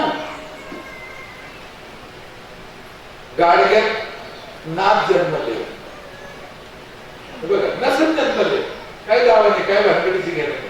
पण मग त्याची उपयोगी काय? मी विचार करा. मी पहिलं खरं होतं हे तुमच्या बरोबर, मी त्याला सहमत नाही, काही घेणं नाही, काही संबंध नाही. पण एवढं तर मान्य करता त्यांनी सांगितलेलं घडू शकतं, इतकं मी मान्य करत नसेल आम्ही. म्हणून म्हणतो आमच्या संतांनी आम्हाला भरभरून दिलेलं आहे आमच्या ग्रंथात. आता जेवढे दवाखाने आहेत, डॉक्टर आहे जेवढे, माझ्या माहितीप्रमाणे तुम्ही कोणत्याही दवाखान्यात जा, कशाची मूर्ती द्यायची कुठून आणली, मग कशी का? तुम्हाला मान्य करावंच लागतं. तसं आम्ही आमच्या बापदादाच्या, आमचं संतांचं धन आम्ही मान्य केलं पाहिजे. आम्हाला ते कळत नाही म्हणून प्रॉब्लेम आहे. ते आमच्या जुन्या लोकांनी एक गोष्ट सांगितलेली आहे, ते माकडाचा वांगराला हात नाही पुरला ते म्हणतं आंबट आहे. तशा प्रकारे आम्हाला गाथा कळत नाही, आम्हाला ज्ञानेश्वरी कळत नाही, आम्ही म्हणतो ती अंधश्रद्धा आहे. असं नाही. ते आमच्या कळायच्या पलीकडच्या गोष्टी. माझा एक अनुभव अजून बी आहे. कोणी कितीही बुद्धिमान जन्माला आला आपल्या देशात का कुठेही, नीट लक्षात घ्या, कितीही बुद्धिमान जन्माला आला कधीही, तर त्याच्यापेक्षा ती बुद्धी जास्त अजून शिल्लक असू शकते, किंवा त्याच्यापेक्षा ती बुद्धिमान या जगात निपचू शकतो. त्याच्यामुळे कोणा गर्व करायचे कारण नाही. हे ईश्वराची नातं आहे या काळाचं. मी सांगलीला गेलो होतो आता 15 दिवस झाले. त्या घरात व्याख्यानाच्या आधी बसलो, चहा पे तिथे एक दुसरा माणूस आला होता, असं प्रमुख पाहुणा. तो माणूस खूप शिकलेला हुशार होता, पुस्तक लिहिलेलं होतं, लय रागीट होतो, लय कातच द्यायचो कशाला. जेव्हा मला कात कधी मध्ये माहित होतं की हे असं आहे म्हणून थोडा दाबायचा प्रयत्न करीत होते. ते बोलते चार दिवस तर विषय निघाला ना, काही ना काही गप्पा निघला, तर ते रामाचा विषय निघाला. रामाचा विषय निघाला, एवढा चौथाला तो माणूस. तुम्हाला काय सांगा, शिवाय द्यायला लागला तो. तर शिवाय कोणा देऊ राहिलं त्या मालकीनीला, जी चहा येऊन आली त्याला फार संधी होता. त्याने काहून शिवाय त्याला त्या बाईला माहिती सत्य घटनेवर एक महिना झाला. त्या बाईने तिच्या दरवाज्यात श्रीराम म्हणून रांगोळी काढली होती. काय तर त्या बाईला शिवाय त्याला तुमच्या घरचे मूर्ख तुम्हीच म्हणे, कशाला त्याला एवढा मोठ्यापणे झाला म्हणे, हलकट माणूस आहे म्हणे, तो नीच. माझं सोबत काम करणं म्हणलं भास्कर लवकर मी करता हे काय सत्य घटना. तुझे बोलू ठरवून टाकलेलं बोलूच नाही. तरी तो मलाच म्हणला, मी का नाहीच म्हणतो तुम्हाला माहिती आहे का म्हणे.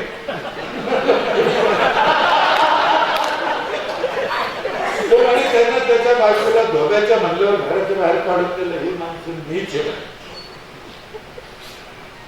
हो सर करेक्ट नाही, त्याचं नादी लागायचीच नाही. आता नको जातं, लई झाला ते झाला. मग ते निघालो आम्ही काय काही. मला त्याला बोलायचं राहिलं.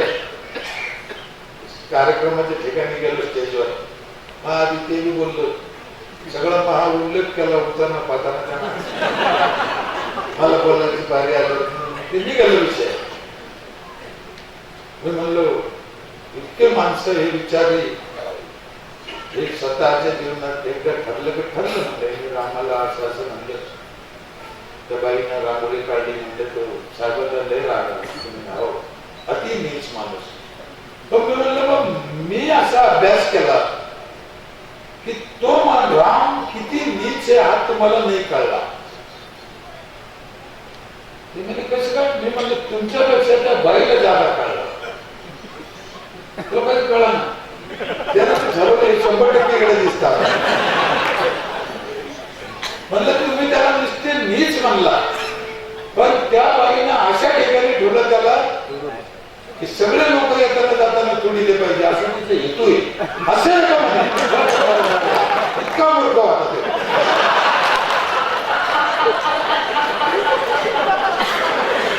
आता त्या हेतून ठेवला वगैरे काय त्याला सांगितलं, त्याला ठरवलं. पण रामाला नीच म्हणणं एवढी काही नाही जबाब खरं सांगा. मी रामाचं समर्थन नाही करू लागलो, नीट समजून घ्या. मी लई ठिकाणी म्हणतो, उद्धव साहेब असेल, शरद पवार साहेब असेल,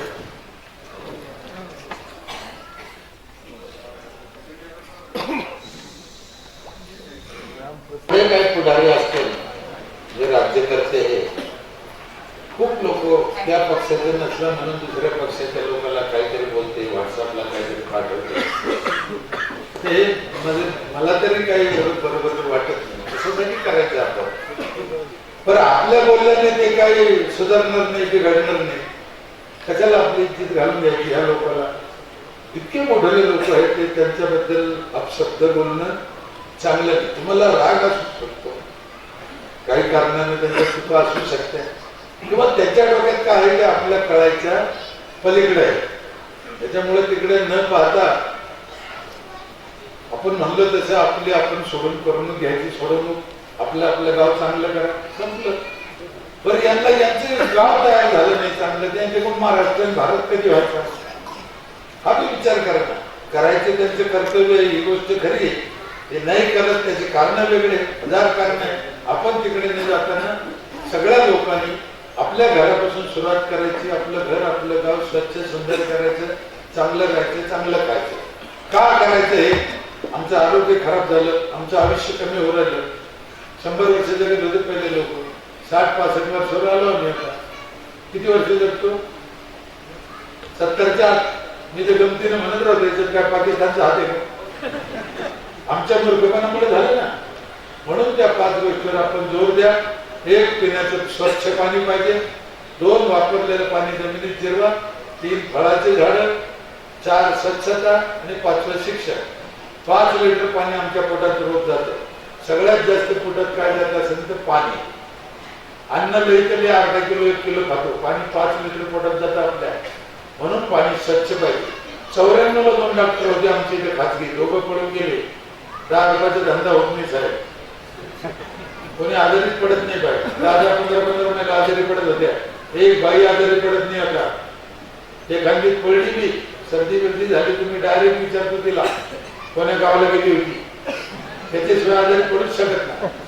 म्हणून पिण्याचं पाणी चांगलं पाहिजे. वापरलेलं पाणी जमिनीत जिरवा. 1 पिढी 9 पिढ्याचं पाणी बर्बाद करते, आपल्या लक्षात येत नाही. जमिनीत पाणी तयार होत नाही हे लय लोकांना माहित नाही अजून. जमीन एक पाण्याची टाकी आहे, तिच्यात भरून ठेवलं तर तुम्हाला काम येत नाही तर नाही. जमिनीत 1 लिटर सुद्धा पाणी तयार होत नाही, आम्हाला भरून ठेवावं लागतं. आज आम्ही आंघोळीला किती लिटर पाणी घेतो? साधारण 15 लिटर 20 लिटर आहे की नाही? आंघोळीला किती चिटकत, वायाला किती जातं? सगळं वाया जातं. कपडे धुवायला 20 लिटर घेतलं, कपड्याला किती चिटकलं? काहीच नाही. भांडे धुवायला 20 लिटर घेतलं, भांड्याला किती चिटकलं? हे पाणी जातं कुठं? आणि आम्ही पाणी घ्यायचं नाही की? मग पाणी घ्यायचं 10 लिटर जास्त घ्या, पण वापरणं झालेलं जमिनीत जिरवा किंवा पुनर्वापर करा. आम्हाला पुनर्वापर करायची लाज वाटते. काही काही एवढे मूर्ख आहे साहेब, म्हणजे बोरपशी सोस खड्डा नको म्हणते.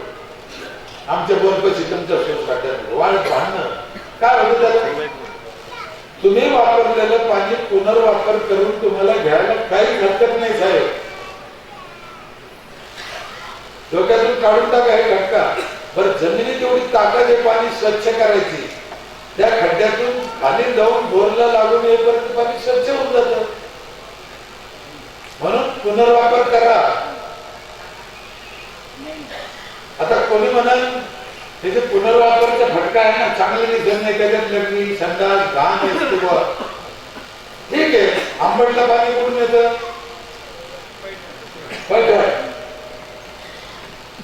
म्हणजे त्र्यंबकेश्वर वाले पासून येते.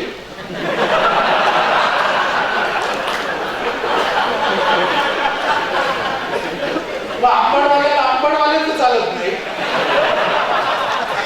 आणि हा काय करता कोणा काय काय टाकलं तुम्हाला माहिती नाही. ते पिताने तुम्ही नुसतं पिताने देवाला काय आम्हाला घातलं ना. म्हणजे आमच्यात काही गैरसमज आहे. मग आमचं पाणी फिल्टर करून आम्हाला चालत नाही का? चालू शकतं ना. म्हणून पाण्याचा पुनर्वापर करा किंवा जमिनीत जिरवा, दोन्हीपैकी एक काहीतरी करा. गटार आम्ही उघड्यावर पाणी गटार तुमचं मच्छर होते, आळ्या होत्या, आमच्या दस्त्या काही पाणी उन्हानं आपण वर जातं बाष्पीभवना, त्याचा पाऊस तयार होतो. पण आंबडमधून गेलेलं पाणी वर पुन्हा आंबडमध्ये पडण्याची काय गॅरंटी? ते केरळला जाऊन पडलं, ते कोल्हापूरला जाऊन पडलं, तिकडे का पडलं? तिकडे झाड आहे म्हणून पडलं. झाड आहे पावसाचे एटीएम आहे. म्हणून 400 वर्षापूर्वी महाराजांनी सांगितलं आम्हाला वृक्षवल्ली आम्हा सोयरे म्हणायचे. सोयरे म्हणले हो झाडाला. पण मला एक सांगा, तुम्ही कधी कीर्तन ऐकले असतो? किती काय ऐकलं बरं? खूप ऐकलं. वृक्षवल्ली आम्हा सोयरे म्हणायचे या नंबर कीर्तन ऐकलं का? त्याचे जिमील असत.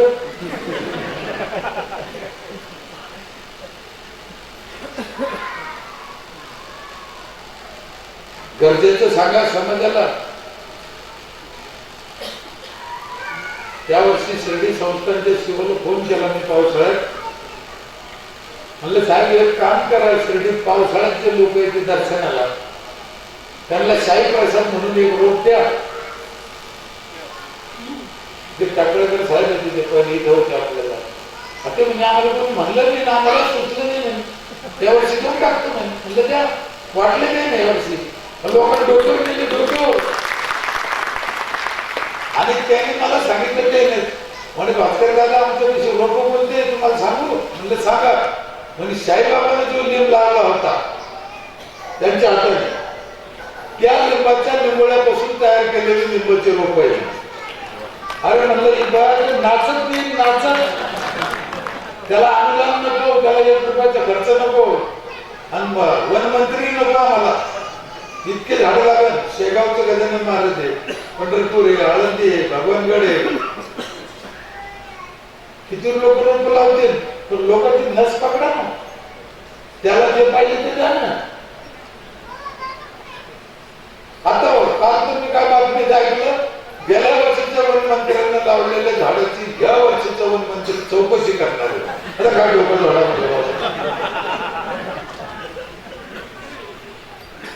कधी कधी बोलू नाही पण जीव काढते येतो भाऊ. त्यानं लावले नसेल म्हणून वर्ष वाया गेले असेल कदाचित, असं धरून चालू. आणि यांना चौकशीतच 5 वर्ष घालून टाकणे मोकळे. असंच नाही का? काय होणार त्यांना? आपल्याला त्याची बाजू घ्यायची यांची नाही. यांना काय होणार आहे? किंवा आतापर्यंत कोणाकोणाची चौकशी होऊन कोणाकोणाला काय झालं? कशासाठी एकमेकांच्या दुश्मनावर वाद करायचा नाही, करायचं नाही, काय गरज नाही. म्हणून वापरलेलं पाणी जमिनीत जिरवा, फळाचे झाडं लावा. फळाचे म्हणतो मी, आमच्या लहानपणी आम्ही फुकट फळं खायचो रस्त्याला.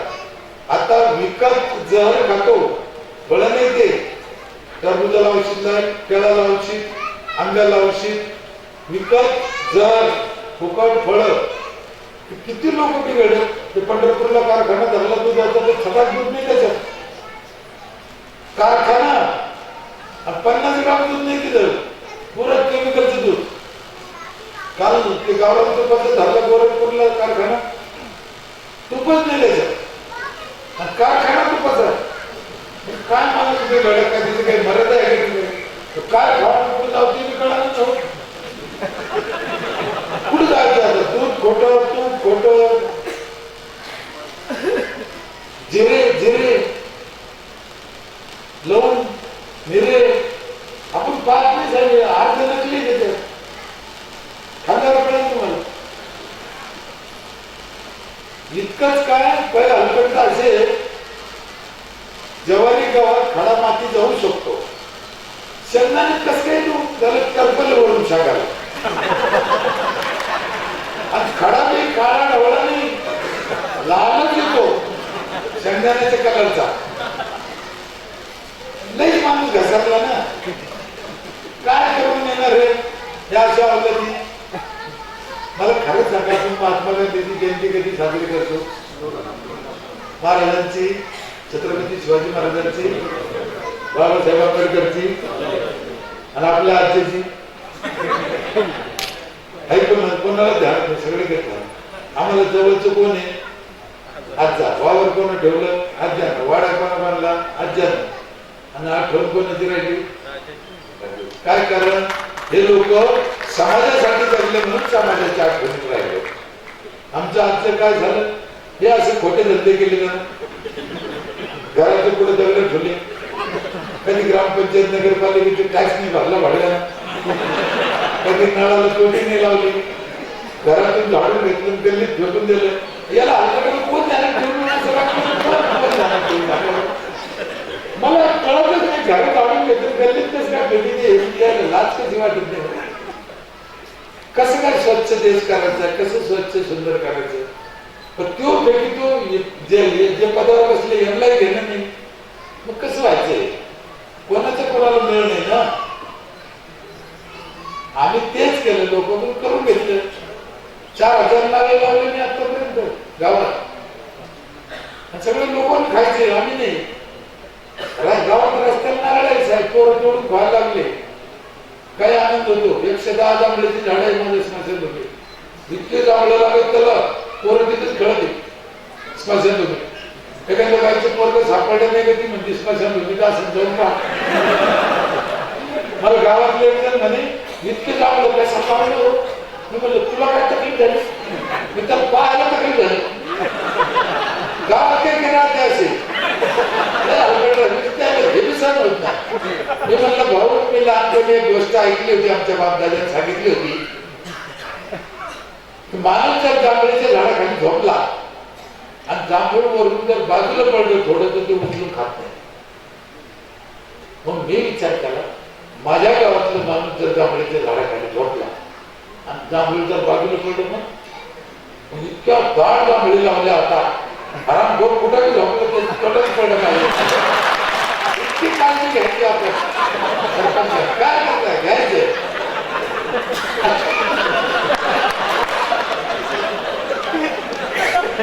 काळजी घ्यायची आपण. यावर्षी 400 लिंबूने लावले. किती लिंब येतील नव्हत्याला?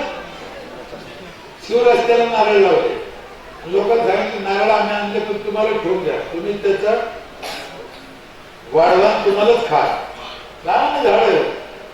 आमच्या गावात एका माणसाने एक झाड लावलं, एका माणसाने एक झाड लावलं. प्रतिभाताईचे पुरस्कार मिळाला 15 लाखाचा. पाठीवर हात टाकला प्रतिभाताईने, लय चांगलं केलं ना. काल आम्हाला काय शिकवलं? या जगात माणूस जन्माला आला सगळ्यात आधी त्याला आईचं दूध लागतं असं शिकवलं. खोटं आहे. या जगात माणूस जन्माला आला सगळ्यात आधी त्याला ऑक्सिजन लागतो. किती लागतो? 4 झाडाचा लागतो. आई मेली तरी माणूस जगू शकतो, पण ऑक्सिजन नाही मिळालं तर जगणार नाही. म्हणून ऑक्सिजन महत्वाचा.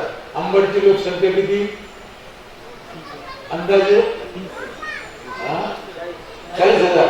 एका माणसाला 4 म्हणजे 1,60,000 झाडं पाहिजे गावात. किती असतील? असतील का? बरं, हा झाला माणसाचा हिशोब. आता आंबडमध्ये कुत्रे बी असतील, डुकरं असतील, गाढवा असतील, त्यांना बी ऑक्सिजन लागतो नाही? हा लागतो ना. पण त्यांना झाडं लावता येते का? कोणाला?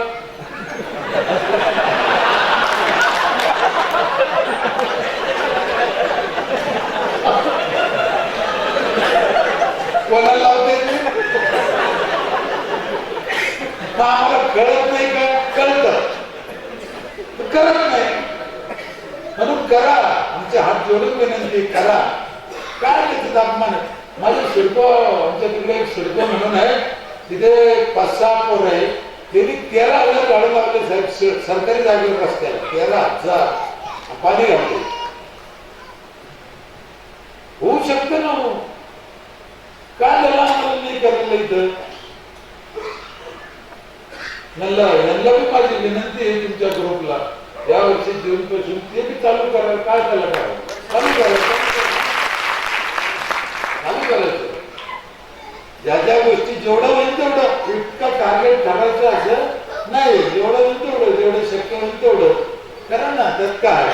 किंवा असे जे काही कामं करणारे लोक असतील कोणी, त्यांचा सत्कार हे 4 दिवस करायचा असतील ना. तालुक्यात असतील, शहरात असतील, कोणी काही काही सापडायचे.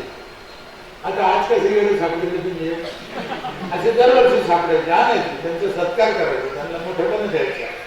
कारण माणसाला आनंद होतो, त्याच्या कामाची चीज होते. म्हणून झाडं, साफसफाई, स्वच्छता, संडास शहरात संडास झाले असतील सगळे म्हणा.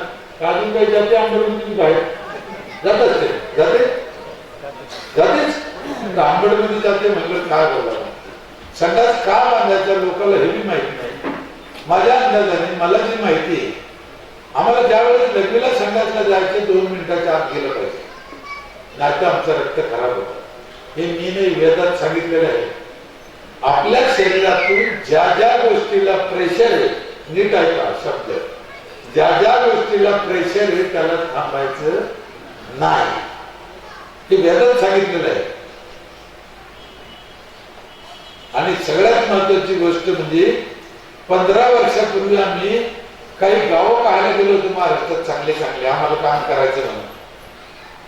तर कोकणात गेलो, चांदोरे म्हणून गाव होतं पाहायला. तिथे रायगड किल्ल्याच्या पायथ्याला वर गेलो आम्ही. रायगड किल्ल्यावर ते गाईड आलं, 300 रुपये द्या साहेब, सगळं फिरून दाखवतो. 10-20 जण होतो आम्ही. म्हणलं 300 रुपये तुला देईन, पण महाराजाच्या संडास दाखवलं मला तर पैसे देत नाही, द्यायचे नाही तुला. मला खात्री होती की महाराज संडास वापरत असलेच पाहिजे. तो माणूस म्हणजे मला पहिला माणूस भेटला आयुष्यात, महाराजाचा संडास दाखवा गाईड. आणि त्याने मला संडास दाखवला, जसाच्या तसा स्वच्छ खड्ड्याचा, महाराज वापरत असलेला. मी शपथ खाऊन सांगतो, त्या दिवशी तुम्हाला राग आला तर येऊ आला, मला काही गेलं नाही.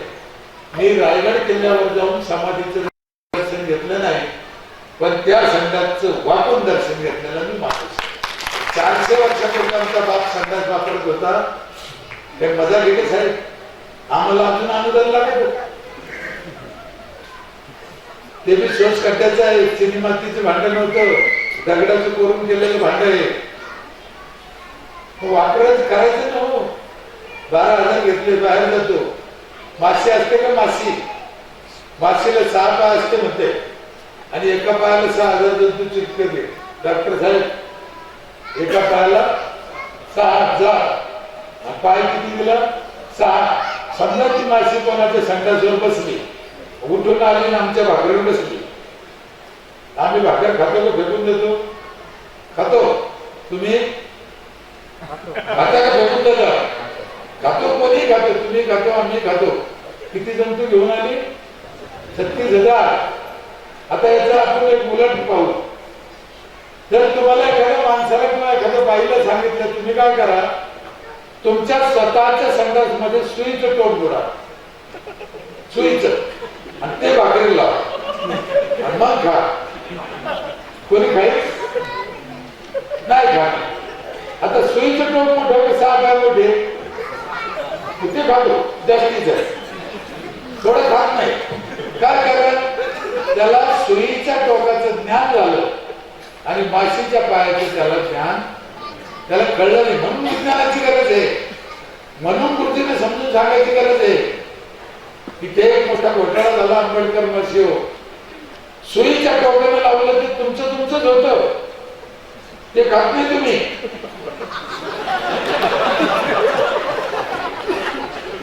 आता हे कोणाचा राष्ट्रवादीचं आहे का भाजपचं आहे काय माहिती? इकडं मोठी एकामेकाला पाण्यात पाहते, माशीला काय झेंडा थोडी जवळ खायला. त्याचा आणखीन एक कळत झाला. काही हलकट गुरुजींना आम्हाला काय शिकवलं माहितीये? मला एकदा गुरुजी उलट काय शिकवलं आम्हाला त्या गुरुजींना? ती माशी आली, भाजीत पडली, चहात पडली, दुधात पडली, मेली, शुद्ध करायला काय सांगितलं? पाणी टाकायला भूताना आला पाहिजे. कसं काय दोन पाणी टाकलं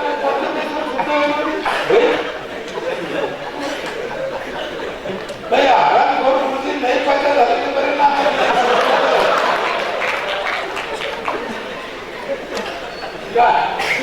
काय त्याला सांग. म्हणून आमच्या गावात आम्ही थोडे प्रथा बदलायचा प्रयत्न करत. माझी आई वारली गेल्या वर्षी, 105 वर्षाची होती. ते राग असते ना आई वारल्यावर, माणूस वारल्यावर जाळलं तिसऱ्या दिवशी पुढे नेऊन टाकतो आपण पाण्यात, गंगा पैठणला. मी नाही नेलं. 105 वर्षाची आई वारकरी होती, उपजर 18 घंटे रामकृष्ण हरी म्हणत होती, पण गंगात नाही नेली. तिथेच 5 खड्डे केले. त्या 5 खड्ड्यात ती राग टाकली. 2-3 हजार लोक होते पाहायला, आणि 5 झाडं लावले तिथे. दर्शन घेतलं आईचं. बस त्या झाडाकडे माझं म्हणणं आहे, त्या राखीपैकी तुमच्या आईचे असेल, बापाचे असेल, नवऱ्याचे असेल, एवढी एवढी घेतली, गिलास भर पाण्यात टाकली, तुम्हाला प्यायला दिली, तर तुम्ही पेईल का? नाही. मग लोकांच्या पाण्यात पोतं भर कसं का टाकलं? अशा काही गोष्टींचं ज्ञान व्हावं, बोध व्हावं, पुढं आपल्याला कामं यावं, याच्यासाठी व्याख्यान मला आहे. हे आयोजक काय मूर्ख नाही. समाजाला दिशा गेली पाहिजे ना. तुला त्या तोंडातून काय शब्द जाईल, तुला काय माहिती मिळेल, माहिती नाही ना, होऊ शकतं. म्हणून अशा ज्या काही गोष्टी, कोणी असं म्हणत की बा पहिले आमचे बापदादे पाण्यात टाकीत होते, ते मूर्ख होते का? मूर्ख नव्हते. तो काळ वेगळा होता, त्या काळाची गरज वेगळी होती. त्यावेळेस माणसं भीत होते. नीट समजून घ्या. त्या राखीला घाबरत होते, हात लावायला घाबरत होते. मग ते घाबरणारे गुरुजीकडे गेलं. गुरुजीला म्हणून मी याचं काय करू? गुरुजी म्हणे गंगात टाकून ती आंघोळ करत भय मोकळा. नीट समजून घ्या. अजून एक महत्वाची गोष्ट, त्या काळात गंगा वाहत होती, दोन्ही धड्या समुद्रात जात होती. आता जाते का? नाही. तिथे डबक झालं ना आता. मग काळ बदला ना. तुम्ही निसर्गाची छेडछाड केली, गंगा आळली, काळ बदलला, प्रथा बदला. प्रथा का बदलायच्या? आता प्रथा बदलायला गेलं तर काही शान उठवली, पण प्रथा का बदलीच्या भडवेल याचा मी विचार कर ना. आम्ही जर निसर्गाची छेडछाड केली तर आम्हाला प्रथा बदलावच लागत. पहिल्या दिवशी नवरी घरात येते, गृहप्रवेश करते. नवरी काय करते? काही परिहो नवरी काय करते गृहप्रवेश करताना? बाप बोलून देते, हे काय पोरी सापडता. कोण बोलून देते? बोलत नाही. मला माहित नाही, याला माहित नाही. लहान लहान पोरीला माहिती आहे ढोकरा लागतं ते. आणि बरोबर प्लाटून पाहिलं तू शिकायचं ढोकरा ढाकरीचं. चांगली अपेक्षा करायची. साहेब सत्य घटना आहे. कोण्या बाईला विचारायचं का ठोकरला बोलले, माफ खाऊन बोललं, कोणाला माहित नाही कोण बोललं. मागची न बोललं म्हणून पुढची न बोललं, काय घेणं निघते ना. मला काही त्याचा राग नाही. आम्ही आता 2-4 पोराला काही प्रथा चालू करायला लावल्या, केल्या 2-4 जणांनी. लग्नाच्या दिवशी नवरदेव नवरीनं दरवाज्यात पहिल्या दिवशी झाड लावायचं, मग घरात जायचं. चालू झालं, लावायला लावले लोक. एक जण जेवण दिलं होतं त्याचं. काय अडचणी? नवरीने झाड लावलं पाहिजे की ते झाड मोडल, त्याला अनुदान लागत नाही. एका म्हातारीने चिडचिड केली होती म्हणून पहिल्या दिवशी खड्डा करते नवरी, झाड लावते, हळदीचा आम. तर तिला शंका आली की हे काम मी आज सांगितलं असेल, ह्याची धंदे मलाच येते. मी म्हणलं हा आधी असे धंदे मलाच येते, पण ही नवीन प्रथा निघाली. म्हणलं आता काय प्रथा आहे म्हणे?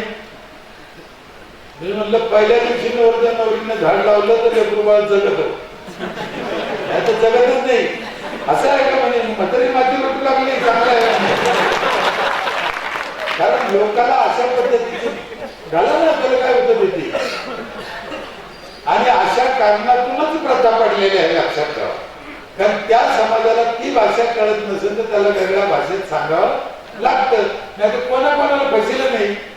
हे व्हॉट्सअपला भले येतं आम्हाला बा म्हणलो पण भजिले बा म्हणलो पण भजिले काय भजिलो काय भजिले ते ना काहीच नाही मला कधी त्या आलं भजिल नाही कसं काय भजिले तुम्ही घर बांधलं 25 लाख तुम्ही गेले त्याला विचारलं मी घरात राहिलं किती लोक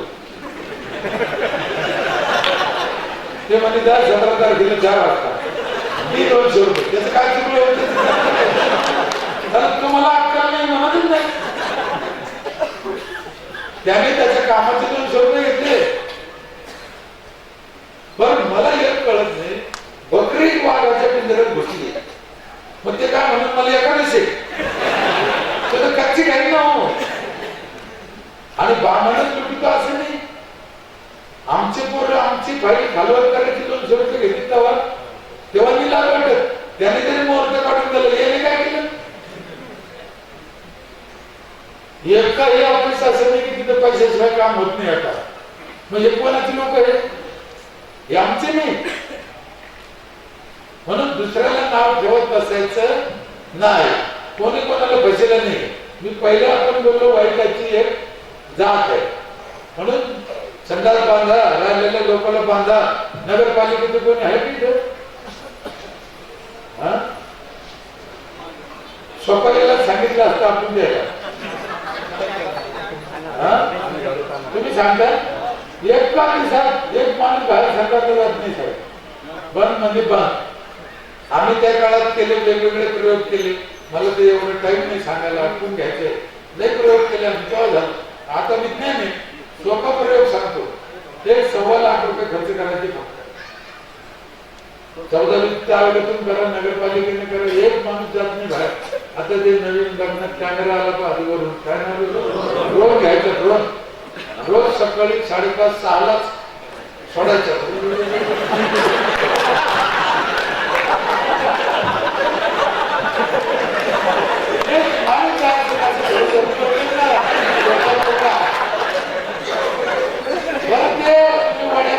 जाळीच्या पलीकडून बसायचं सुट्टी घेणार आणि आपल्या व्याख्यानाने टाकायचे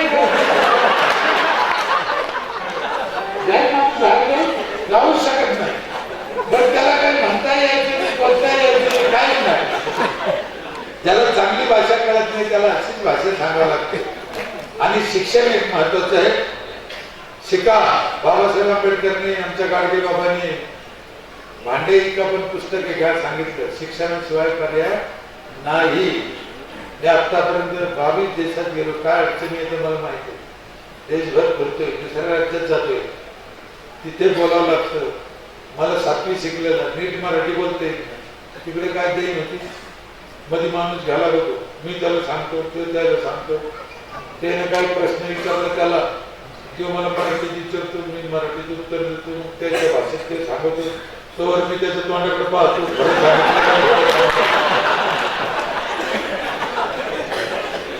बरं आम्ही अंडी झालो आम्ही आळशी झालो होऊ शकतं माणसाने केलं तर होऊ शकतं संभाजी महाराजांनी किती भाषा येत होत्या म्हणजे 14 कधी 400 वर्षापूर्वी आम्हाला कष्ट करायचे नाही ना फुकट पाहिजे त्यांनी आपला देश मागे चालला ना आपला विकास होईना नाही तर मानवात एवढी ताकद आहे आमच्या संतांनी जुन्या लोकांनी सांगितलेलं आहे करणे अशी करायचं नर का नारायण बनवू शकतो मेहनत आम्ही करीत नाही आम्हाला संतांनी सांगितलं कामामध्ये काम तुम्ही म्हणा राम राम रिकाम बसून राम राम म्हणायला सांगितलं नाही हे ढबऱ्या पोटाचे लोक सांगते ना रिकाम राम राम 100% खोटे यांना ठोकून काढलं पाहिजे बहिणाबाई चौधरीने सांगितलं ज्याच्या हाताला भेटते त्याला देव भेटे सावता महाराजांनी सांगितलं कांदा मुळा भाजी अवघी विठाबाई माझी सतत माझा देव आहे माझ्या कामात माझा देव आहे आणि माझी तुम्हाला शपथ घालून विनंती आहे जे तुमच्या नशिबाला काम आलं असेल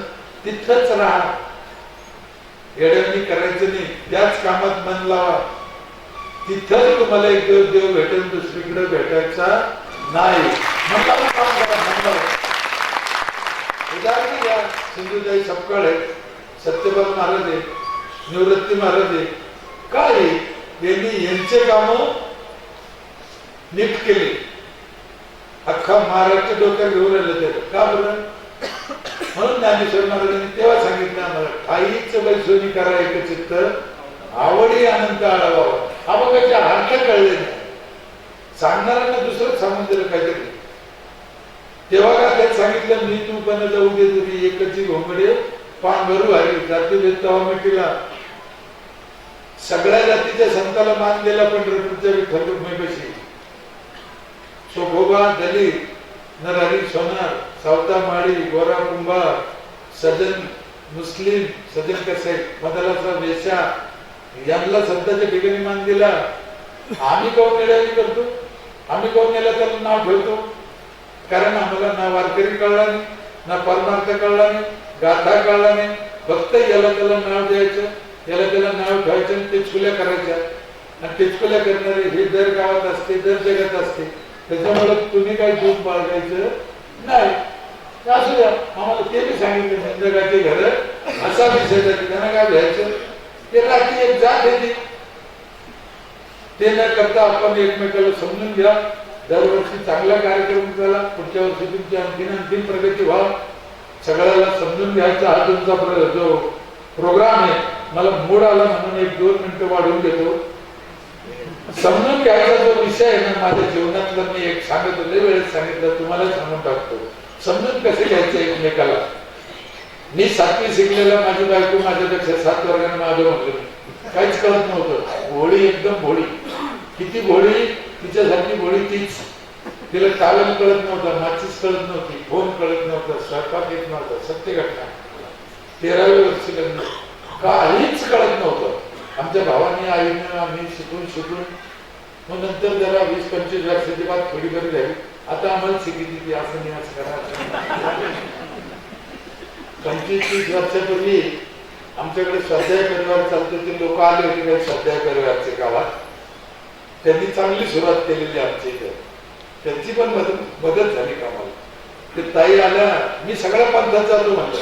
ती ताई म्हणे आज कार्यक्रम आहे म्हणे स्वाध्याय परिवारच्या, संध्याकाळी या मंदिरापासून. मी म्हणलं येत ताई, मी घरीच आज जोडीने या.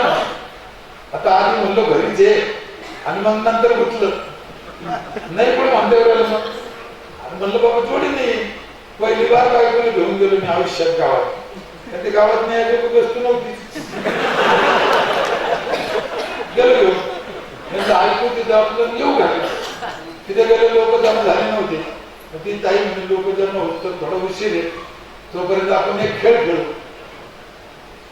म्हणजे आता काय खेळ खेळत लोक, खेळा काय खेळ आहे म्हणजे जोडीचे खेळ. आणि जोडीचे खेळ म्हणलं मग तर मला घाम फुटला. आपला जोडीदार हे असा, आपण सरपंच. पहिली बार गावात नेलं, गावातल्या लोकांना ती कशी माहित नव्हतं. पण आता पुऱ्या गावात घरी उघडं पडत नाही. ते काय करा म्हणलं, आता तर तिथून सुटका बी नाही. ती ताई म्हणून तुम्हाला खेळ समजून सांगितले काय खेळायचं. म्हणलं एवढं तरी बरं, छान समजून. त्या ताईने खेळ मला समजून सांगितला. माझ्या मुलीची शपथ खाऊन सांगतो, ही सत्य घटना आहे, भरोसा ठेवा. काय जीवनात मजा असते. मग त्या ताईने काय केलं, 18 जोड्या होतो आम्ही. महिला एका बाजूने बसवल्या, पुरुष एका बाजूने बसवले. महिलेला लक्ष्मी म्हणायचे, पुरुषाला नारायण. लक्ष्मी नारायण. तो खेळ असा होता. ते म्हणजे महिलाला 3-3 प्रश्न विचारू का ना, प्रत्येक महिलाला लिहून घेऊ, तिने काय उत्तर दिलं, कानात उत्तर द्यायचं. तिला तोच प्रश्न तिच्या नवऱ्याला विचारायचा, त्यानं उत्तर द्यायचं. जे उत्तर हिनं दिलं तेच त्यानं दिलं तर मार्क पडत होते, नाही ते नाही. खेळ कळला. तेच उत्तर सुरू बरोबर असू घेणं नव्हतं. जे बाईनं उत्तर दिलं तेच नवऱ्याने द्यायला पाहिजे, तर मार्क पडत. उत्तर खरं असू खोटं असू. उदाहरणार्थ बाईला विचारलं आपल्या देशाचे पंतप्रधान कोण, बाईने सांगितलं उद्धव साहेब. काय सांगितलं? उद्धव साहेब. माणसाला विचारलं जाऊ आपल्या देशाचे पंतप्रधान कोण, तिच्या नवऱ्याला विचारलं, त्यांनी सांगितलं नरेंद्र मोदी साहेब. उत्तर चुकलं. दोघांना सांगितलं लालू प्रसाद यादव. उत्तर बरोबर खेळ कळला. दोघांचं उत्तर सारखं आलं पाहिजे, बस एवढंच खेळ होतं. अरे बाप म्हणलं हे तर महागोष्ट आवडलं. मग सगळ्या बायाला प्रश्न विचारले, माझ्या बायकोला विचारलं. तिने तिच्या परीने उत्तर देऊन टाकले तिन्ही प्रश्नाचे. आमच्यावर माणसावर बारी आली. जे माझ्या बायकोला विचारले तेच मला विचारलं. त्याच्यातला पहिला प्रश्न असा होता, तुमच्या चौथ्या मुलीची जन्मतारीख काय? मला मुली असल्यामुळं तेच विचारलं. मला माहित होतं माझ्या त्या मुलीची जन्मतारीख 1/1/88. किती? आता सांगायचं पण खेळाचा नियम काय? सारखं आलं पाहिजे ना. आता म्हणलं ह्या माऊलीनं काय घोळ करून ठेवलं, काय उत्तर मला माहित आहे, सांगायची हिंमत होईल ना. एक नीट लक्षात घ्या. म्हणजे जानेवारी महिना 1 तारीख 28 जानेवारी महिना म्हणजे पौष महिना. म्हणलं ही जर म्हणली असली पुसाच्या महिन्यात झाली, झाला का गोड? उत्तर चुकलं ते. किंवा ही जर म्हणली संक्रांतीच्या आधी 15 दिवसांनी झाली, मग आपल्याला तारीख सांगून का होईल? मला काय सांगितलं असं मी ना आता डोक्यात ताण झाला ना. मी विचार केला डॉक्टर साहेब हे खंडे सर होते ना, कुठे बसले? काय उत्तर दिलं मी माहिती आहे. मी विचार करून करून उत्तर दिलं. मी म्हणलं मला काय माहित नाही भाऊ. 10 पैकी 10 पडले गेला.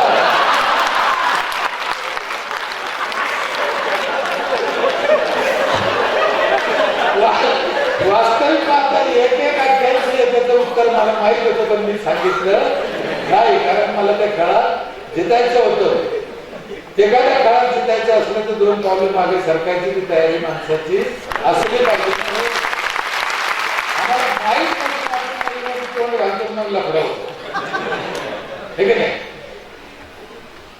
त्या दिवशी महत्वाची गोष्ट शिकलो माझ्या जीवनात मी, की या जगात तुमच्यापाशी किती अक्कल आहे काही किंमत नाही, तुमच्यापाशी किती ताकद आहे काही किंमत नाही, किती पैसा आहे काही किंमत नाही, कोणत्या पक्षाचे आहे तुम्ही काही किंमत नाही. मग कशाला किंमत आहे? या जगात तुम्ही किती जणांना घेऊन चालण्याचा प्रयत्न करतात त्याच्यावर म्हणून ज्या पद्धतीने यशवंत व्याख्यानमाला अंबड शहराला घेऊन चालण्याचा प्रयत्न करत आहे, मी तुम्हाला मनापासून धन्यवाद करतो. घेऊन चला. अरे लहान गोर आम्हाला शिकवण दिलेली, त्याच्यातून कोणाला काय मिळतं कोणाला काय मिळतं माहित नाही. 4 दिवसात 4 माणसाचं जरी कल्याण झालं किंवा 4 जणांना तरी काही सुचलं, चांगले काम करायला लागले, खूप चांगलं होऊ शकतं. किंवा हे रोजचं समजून पुढे याच्या पुढच्या पद्धतीचं वटवृक्ष मला माहित नाही, काहीही घडू शकतं आणि कितीही चांगलं होऊ शकतं. त्यामुळं नाराज न होताना आपण आपले प्रयत्न यशस्वीरित्याने करत राहायचे आणि स्वतःचा आनंद घेत राहायचा. घेत राहताना आशा करतो पुन्हा मला इथं बोलून आदर सत्कार केला. लायकी नसताना मला वाटतं 1.5 तास आपण व्यवस्थित ऐकून घेतलं, मनापासून साथ दिली. बोलण्याच्या नादात तरी या उपर काही शब्द खालवर झाला असेल, कुणाचं मन दुखलं असेल, माझ्या अज्ञानामुळे म्हणा, शिक्षणामुळे म्हणा, खेड्यातल्यापणाने म्हणा, कुणाचं मन दुखवलं असेल तर दोन्ही कान धरून माफी मागतो. तिथंच थांबतो. जय हिंद.